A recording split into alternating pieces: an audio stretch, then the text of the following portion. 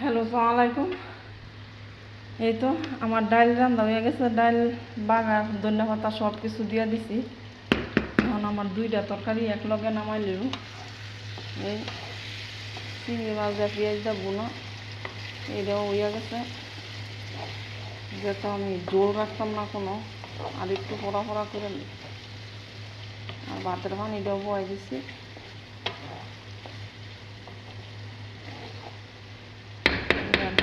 আমার রান্না বাড়া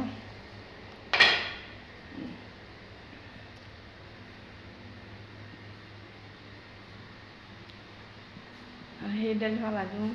মাছ ডাল তো মানে বেশি মজা লাগে না, নগদই মজা দিয়ে করছি।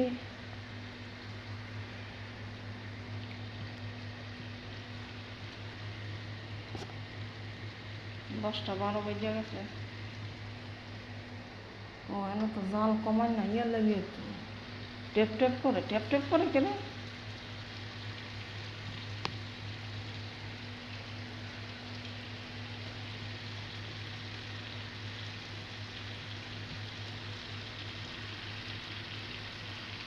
কি পরিমাণে যে গরম লাগতেছে বাবা রে বাবা। পাশের বাড়ি যেয়ে একটা ডিম খেয়েছিলাম, পাশের বাড়ি সেরিয়ে খাওয়ার লেগে 2টা ডিম সিদ্ধ করছে। তা আমি যাইয়া, ও রিজিকও আছে আর কি, তা আমি যাই আবার একটা খেয়ে এলাম।